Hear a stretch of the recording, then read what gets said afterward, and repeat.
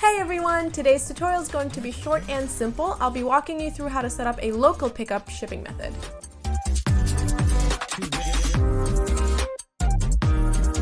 First, we need to access the backend of our website to take us through the dashboard. Once you're in, look for WooCommerce and select Settings. Go to the Shipping tab. Make sure you have already set up your zones in order to set up a shipping method. For local pickup, you might want to set up a zone for your local shop. You can check out our other tutorial video on how to add a shipping zone. In the zone name meta box, click on the desired zone's name or hover over it and select Edit. Once you're in, click on Add Shipping Method, and from the drop-down menu, select Local Pickup, then Add Shipping Method.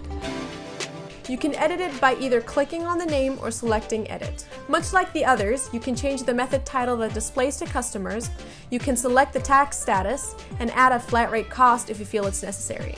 Once you're done, click on Save Changes, and you're set. That is all for this tutorial. If you found this helpful, make sure to hit that like button and subscribe for more videos.